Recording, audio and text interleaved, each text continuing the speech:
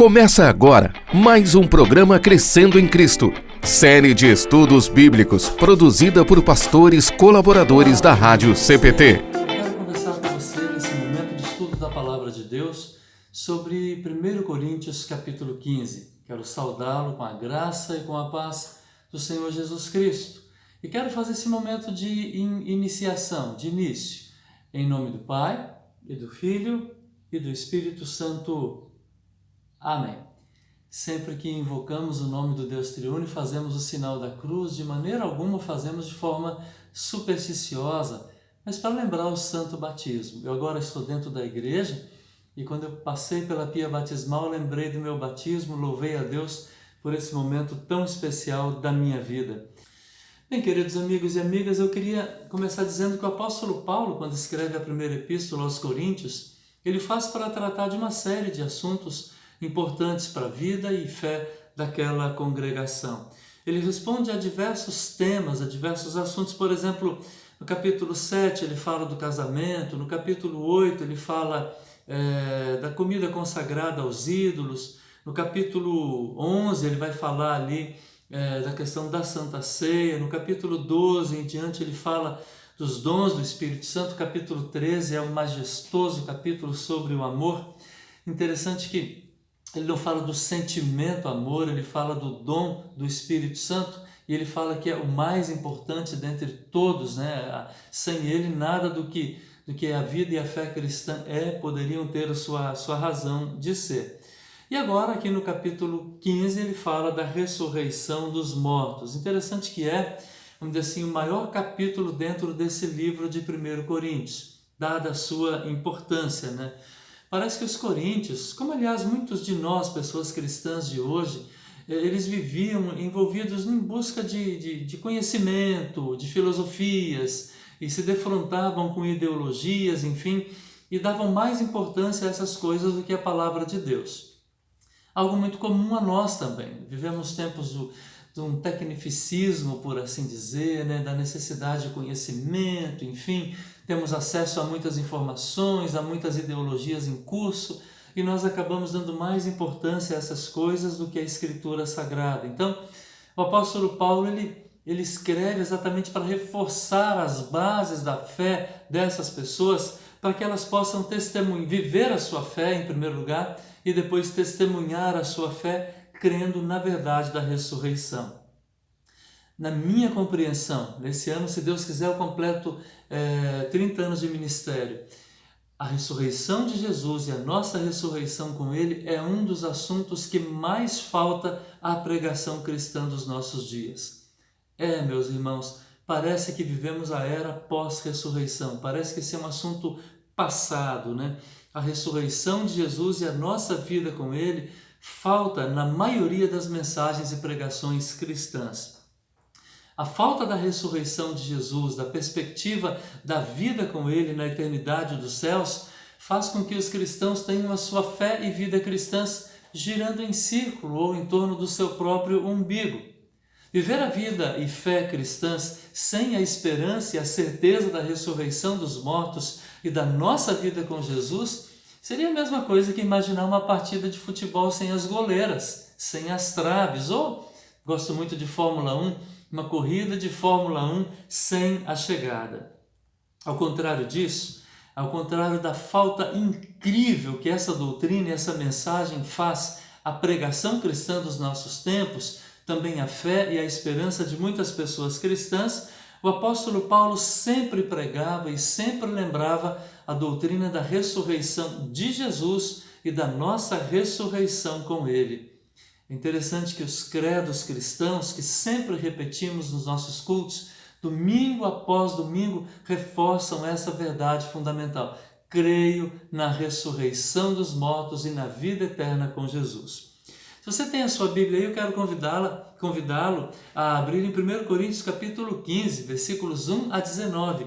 E a gente não pode fazer um estudo da Bíblia sem ler a Bíblia. Então eu quero fazer a leitura desse trecho e vamos fazer parte por parte e com breves comentários. O texto é muito elucidativo. 1 Coríntios 15, 1 a 19. Abra a sua Bíblia. Agora, irmãos, quero que lembrem do Evangelho que eu anunciei a vocês, o qual vocês aceitaram e no qual continuam firmes. A mensagem que anunciei a vocês é o Evangelho, por meio do qual vocês são salvos se continuarem firmes nele, a não ser que não tenha adiantado nada vocês crerem nele. Eu passei para vocês o ensinamento que recebi e que é da mais alta importância, diz Paulo. Cristo morreu pelos nossos pecados, como está escrito nas Escrituras Sagradas, e foi sepultado, e no terceiro dia foi ressuscitado, como está escrito nas Escrituras, e apareceu a Pedro e aos demais, e depois aos 12 apóstolos. Depois apareceu de uma só vez a mais de 500 seguidores, dos quais a maior parte ainda vive, mas alguns já morreram. Em seguida, apareceu a Tiago e mais tarde a todos os apóstolos. Por último, depois de todos, ele apareceu também a mim, como para alguém nascido fora do tempo. De fato, eu sou o menos importante dos apóstolos e até nem mereço ser chamado de apóstolo, pois persegui a igreja de Deus. Mas pela graça de Deus sou o que sou, e a graça que ele me deu não ficou sem resultados. Pelo contrário, eu tenho trabalhado muito mais do que todos os outros apóstolos. No entanto, não sou eu quem tem feito isso, e sim a graça de Deus que está comigo. Assim, não importa se a mensagem foi entregue por mim ou se foi entregue por eles, mais importante é que foi isso que todos nós anunciamos e foi isso que vocês creram. Se a nossa esperança em Cristo, se a nossa mensagem é que Cristo foi ressuscitado, como é que alguns de vocês dizem que os mortos não vão ressuscitar? Se não existe ressurreição dos mortos, então quer dizer que Cristo não foi ressuscitado. E se Cristo não foi ressuscitado, nós não temos nada para anunciar e vocês não têm nada para crer. E ainda mais, nesse caso estaríamos mentindo contra Deus porque afirmamos que Ele ressuscitou a Cristo. Mas se é verdade que os mortos não são ressuscitados, então Deus não ressuscitou a Cristo. Porque se os mortos não são ressuscitados, Cristo também não foi ressuscitado. E se Cristo não foi ressuscitado, a fé que vocês têm é uma ilusão e vocês continuam perdidos nos seus pecados. Se Cristo não ressuscitou, os que morreram crendo nele estão perdidos.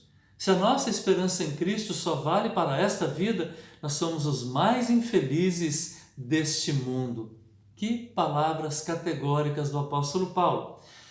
Para que os cristãos não vivam a sua fé e vida cristãs focados apenas nas coisas daqui, desta vida e desse tempo, para que eles não esqueçam da ressurreição de Jesus Cristo, o apóstolo Paulo, ele pacientemente lembra o que ele já havia ressuscitado àqueles irmãos a respeito da morte de Jesus e da sua ressurreição. Algo que me chama a atenção nesse texto é o fato que o apóstolo Paulo fala sinteticamente, resumidamente, da morte de Jesus. E diz que a morte de Cristo foi pelos nossos pecados, mas ele se detém longamente na gloriosa ressurreição de Jesus, enumerando as aparições do Jesus, de Cristo ressuscitado, a uma série de pessoas, fornecendo provas inequívocas de que ele realmente ressuscitou dos mortos e venceu a morte. Ao final do trecho que nós estamos analisando, o apóstolo Paulo diz que se a nossa esperança em Cristo se limita apenas às coisas desta vida, somos os mais infelizes de todos os homens. Ou seja, sem a ressurreição de Jesus, nada tem valor. A nossa fé não tem valor a nossa pregação. Se os mortos não ressuscitam, afirma o apóstolo Paulo, então Cristo não ressuscitou. Ou seja, então a vida e a fé cristã é uma partida de futebol sem goleira, é uma corrida de Fórmula 1 sem chegada. Nós vamos ver daqui para diante como ele afirma categoricamente a ressurreição de Jesus e os reflexos dessa verdade na nossa vida. Queridos amigos, agora eu quero ler com vocês os versículos 20 a 28, onde o apóstolo Paulo diz que a ressurreição de Jesus é a garantia da nossa ressurreição com ele. Ele diz bem assim: mas a verdade é que Cristo foi ressuscitado, isto é, a garantia de que os que estão mortos também serão ressuscitados. Porque assim como por meio de um homem veio a morte, assim também por meio de um homem veio a ressurreição. Assim como por estarem unidos com Adão todos morrem, Assim também, por estarem unidos com Cristo, todos ressuscitarão. Porém, cada um será ressuscitado na sua vez. Cristo, o primeiro de todos, depois os que são de Cristo, quando ele vier, e então virá o fim. Cristo destruirá todos os governos espirituais, todas as autoridades e poderes, e entregará o reino a Deus, o Pai. Pois Cristo tem de reinar até que Deus faça com que ele domine todos os inimigos.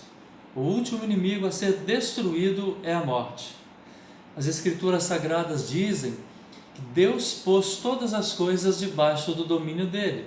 É claro que dentro das palavras todas as coisas não está o próprio Deus, que põe tudo debaixo do domínio de Cristo. Mas quando tudo for dominado por Cristo, então o próprio Cristo, que é o Filho, se colocará debaixo do domínio de Deus, que pôs todas as coisas debaixo do domínio dele. Então, Deus reinará completamente em tudo. Veja que com estas palavras aqui o apóstolo Paulo ele faz um paralelismo antitético, ele faz uma comparação, dizendo assim, que como a morte entrou no mundo por um só homem por causa de Adão, e ele já falou disso lá em Romanos, ele vai dizer que essa morte que causou todos os estragos, e nós somos testemunhas dos estragos que ela causa, tanto mais na ressurreição de Cristo, tanto mais veio a ressurreição e as bênçãos da ressurreição de Cristo vieram a todos os que creem nele. E aqui o apóstolo Paulo fala da ordem da ressurreição, ele diz Cristo, chama de as primícias, e depois ele fala daqueles que creem nele que ressuscitarão.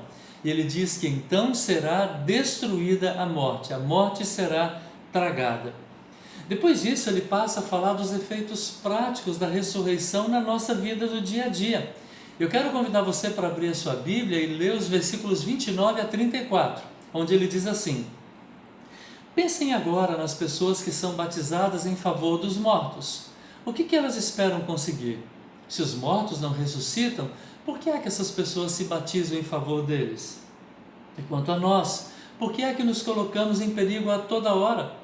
Irmãos, eu enfrento a morte todos os dias. Eu afirmo isso. É pelo orgulho que tenho de vocês, pois estamos todos unidos com Cristo nosso Senhor. Aqui em Éfeso, eu lutei contra inimigos como se lutasse contra animais selvagens. E se fiz isso somente por interesses humanos, o que foi que eu consegui com isso? Se na verdade os mortos não ressuscitam, façamos como diz o ditado, comamos e bebamos que amanhã morreremos. Não se enganem, as más companhias estragam os bons costumes, diz Paulo. Comecem de novo a viver uma vida séria e direita e parem de pecar. Para fazer com que vocês fiquem envergonhados, eu digo o seguinte: alguns de vocês não conhecem a Deus. Uau, que palavra séria! O apóstolo Paulo começa a falar aqui do ser batizado pelos mortos. O que isso significa? 3 correntes de interpretações desse texto tentam explicá-lo. A primeira delas diz que as pessoas naquela época, algumas faziam batismos nos cemitérios para reafirmar a sua fé na certeza da ressurreição. Outros pediam o batismo inspirados pela fé que tiveram aqueles que já morreram. E ainda outros praticavam o batismo imaginando que iriam beneficiar os que já morreram. E é claro que a Bíblia diz que isso é impraticável.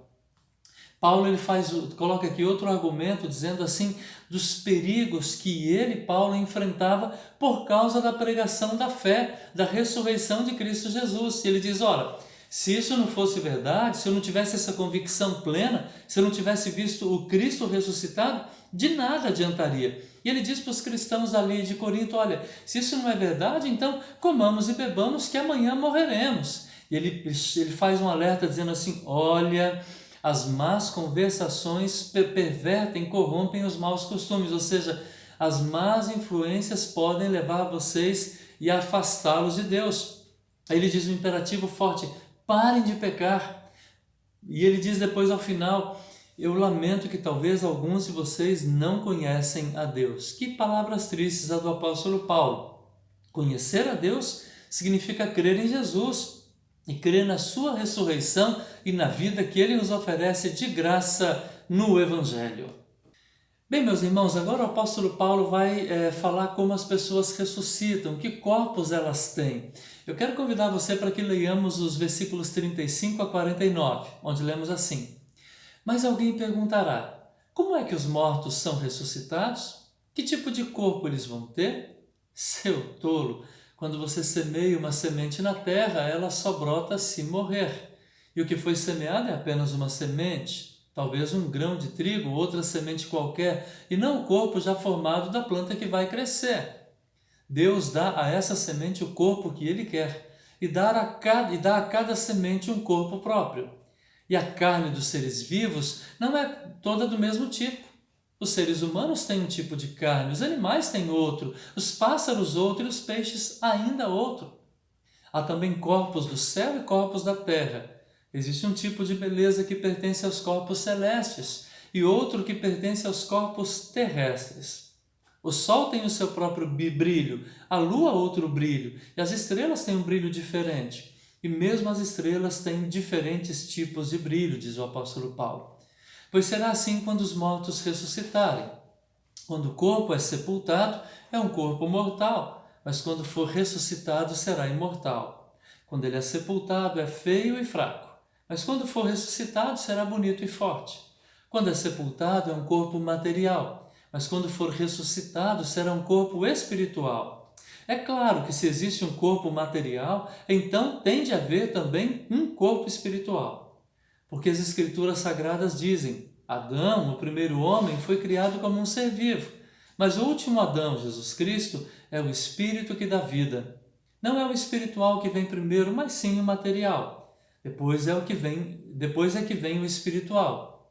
O primeiro homem foi feito do pó da terra, o segundo veio do céu. Os que pertencem à terra são como aquele que foi feito do pó da terra. Os que pertencem ao céu são como aquele que veio do céu.